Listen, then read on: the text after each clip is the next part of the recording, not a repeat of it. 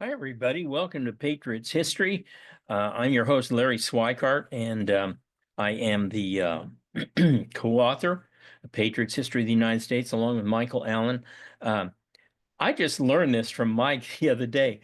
I guess in many places on Amazon and some other places, he was called Michael Patrick Allen, which he is not. He is Michael Allen. Amazon fixed it. Our own publisher doesn't. They're still showing the royalty statements going to Michael Patrick Allen. Bureaucracy. Anyway, so I am, as always, reading from the 15th anniversary edition. Remember, if you have this edition and you want the updated last chapter that goes from 2018 to 2023, you email me at larry@wildworldofhistory.com and I'll send you the updated chapter.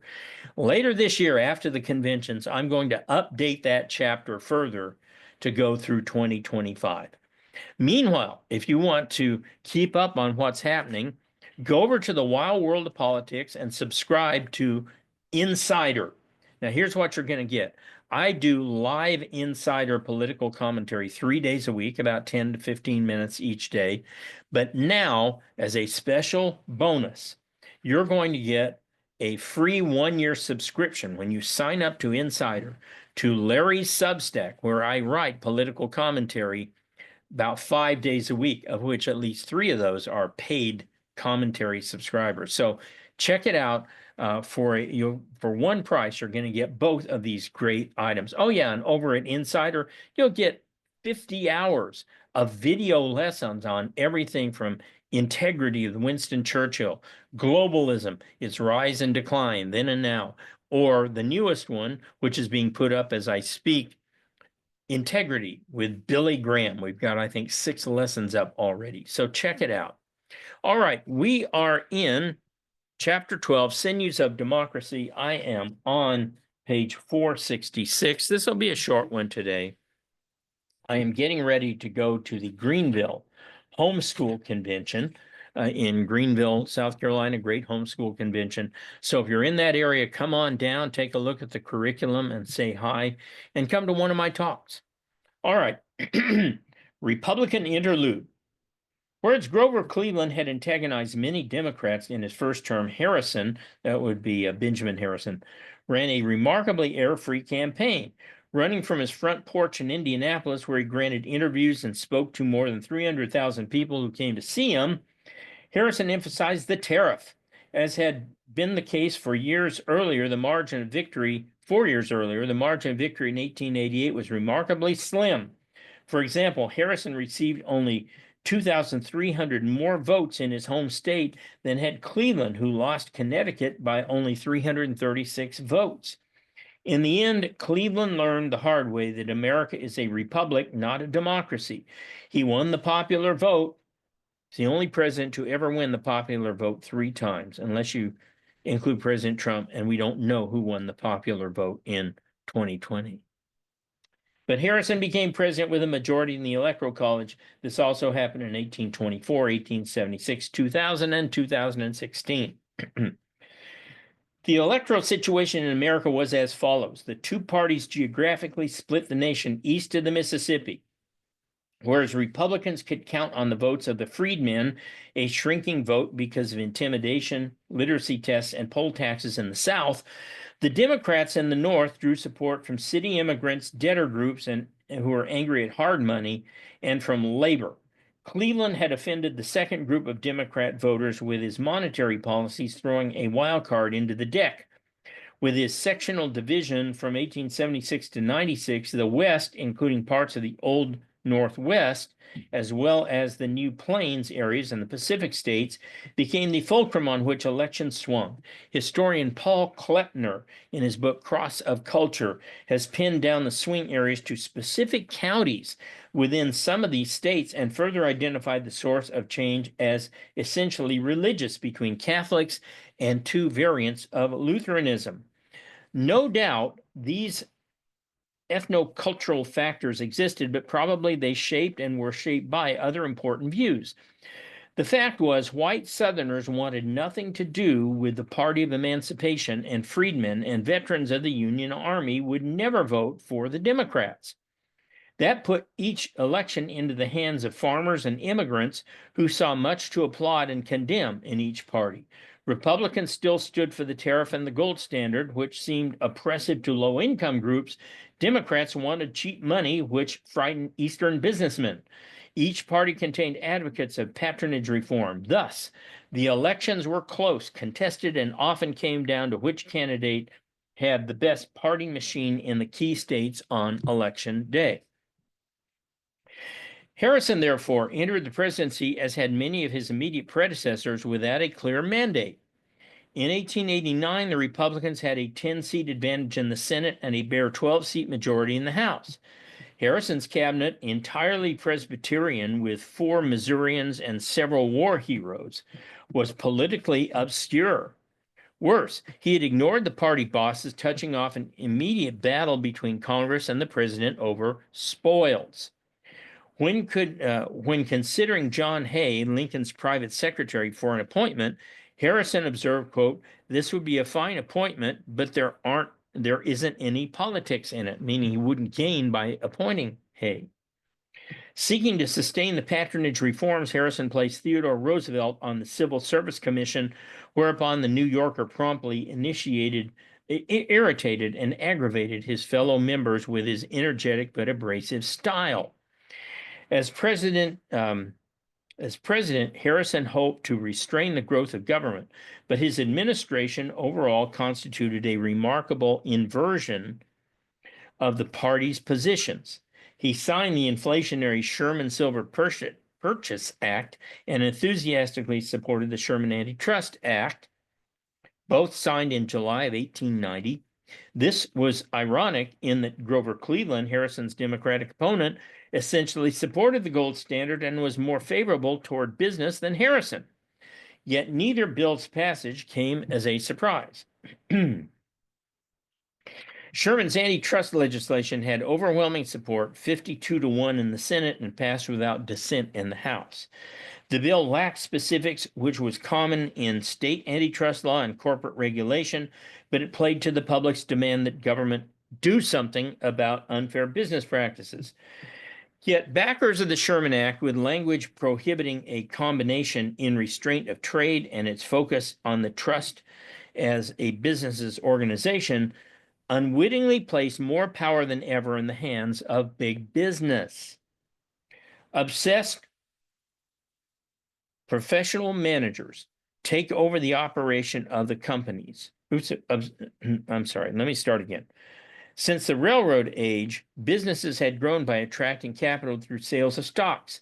Multiplying the number of stockholder owners in turn required the professional managers to take over the operations of the companies.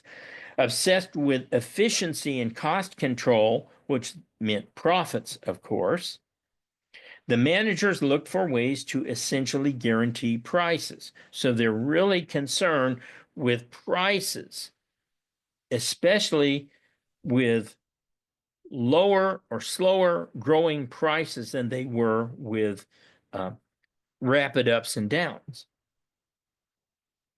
They tried a number of unsuccessful forms, including pools, whereby competitors would jointly contribute to a member who agreed to maintain a higher price, but who lost money doing so, and territorial enforcement of markets, in which members would agree not to compete past certain geographic boundaries.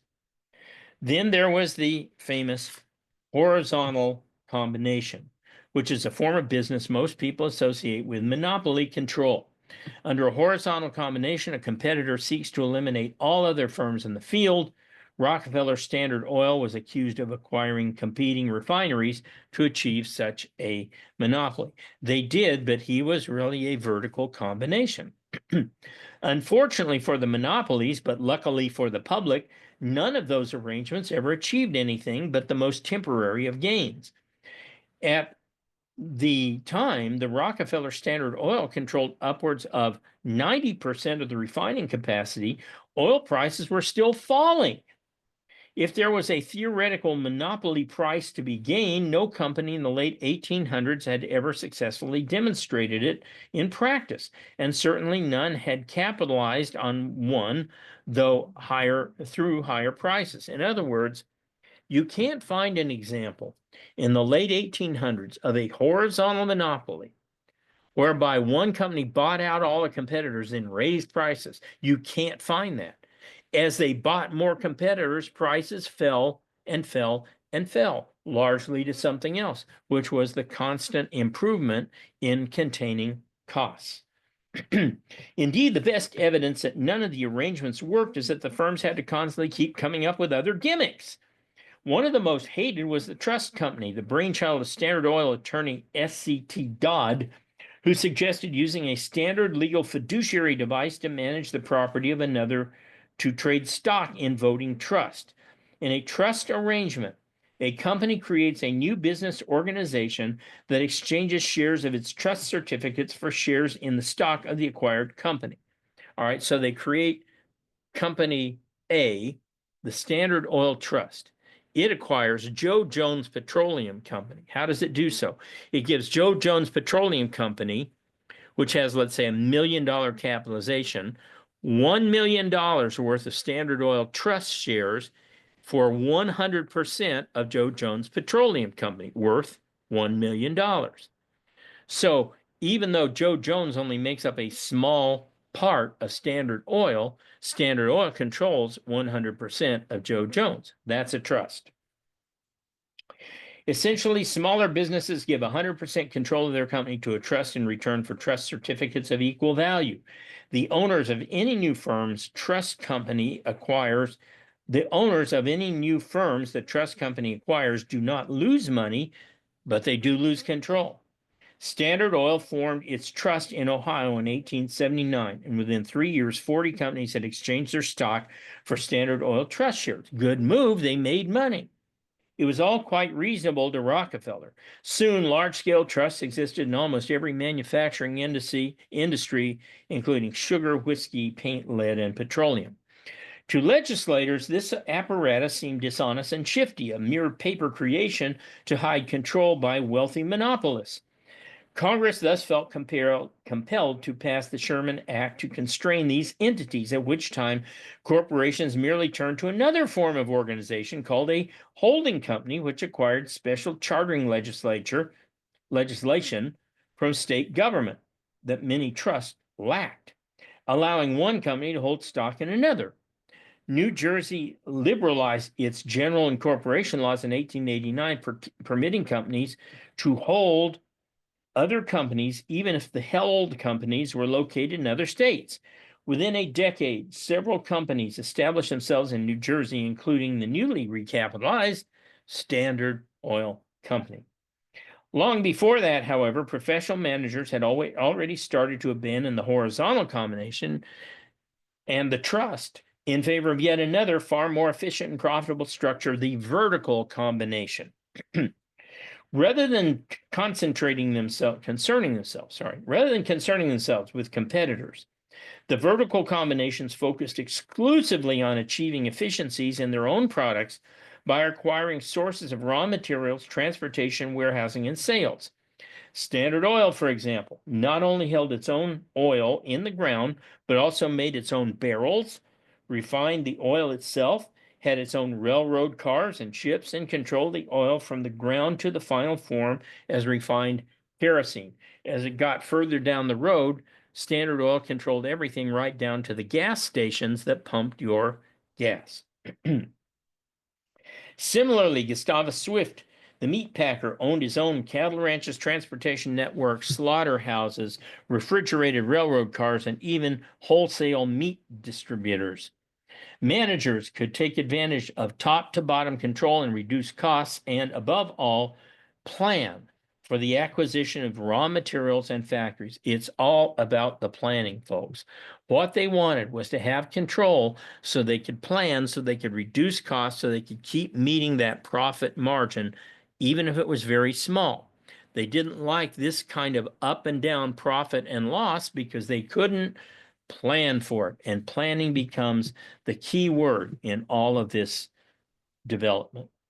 In the 1890s, the Sherman Act was only marginally employed against corporations, but as it came into use, it drove firms out of the inefficient trusts and into the more efficient vertical combinations.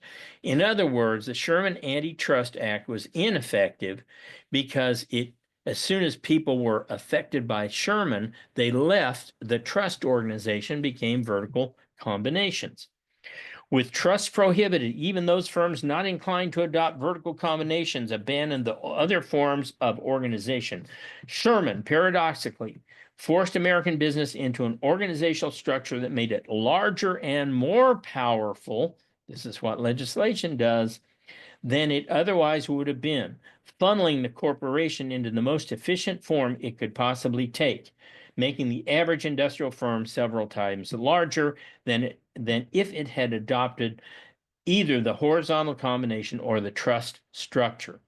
Thanks to Sherman, American industry embarked on the first great merger wave toward truly giant-sized companies. The most famous of these was Morgan's reorganization of Carnegie Steel, which merged with John Warren Gates' American Wire Company and other smaller businesses to become U.S. Steel, the world's first billion-dollar corporation.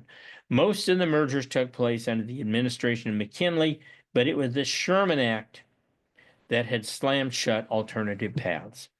Meanwhile, Sherman's other bill, the Sherman Silver Purchase Act, was nearly fatal to the nation's economy in Harrison's tenure. Sherman authorized the government to purchase 4.5 million ounces of silver a month at the stipulated price of 16.5 to 1. That is 16.5 silver ounces to 1 gold ounce. This was not enough to ensure the inflation the Silverites wanted, but just enough to turn the arbitrageurs loose, those who make a fortune at the margin. Okay. Over the subsequent 3 years, the government purchased $147 million worth of silver, often paying for it in gold, bringing into play Gresham's law that postulated that bad money drives out good.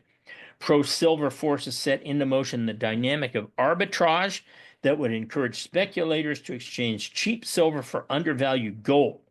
Harrison would escape blame for the brunt of the damage, which occurred under the unfortunate Cleveland second term, but he had released the demons of instability and uncertainty.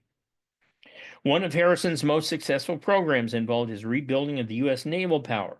When Harrison took office, a series of modern steel cruisers had been authorized in 1885 by Congress, the so-called ABCD ships for the Atlanta, Boston, Chicago, and Dolphin, to supplement 5 medium-sized cruisers, 2 large cruisers, and 2 battleships. But at the time Harrison assumed office, only the Atlanta and Boston were seaworthy, and soon the nation was stunned by a major storm that devastated 3 ships, or 10% of the entire active fleet, including the Trenton, the Navy's newest vessel aside from the ABCD ships. Brigadier General Benjamin Franklin Tracy, the Secretary of the Navy, took the initiative to reinvigorate the Navy, beginning with support for the Naval War College and naming Alfred Thayer Mahan as president there. Soon as the Chicago became operational, Tracy headed squadron and performed several displays designed to raise public awareness and generate congressional support. Even so, the United States with the new cruisers would be, at best, the 12th ranked naval power in the world behind powerhouses like Chile and Peru. Independent of the Department of the Navy, a commission called the Naval Policy Board came to similar conclusions, advocating a Navy that would rank second only to Great Britain's.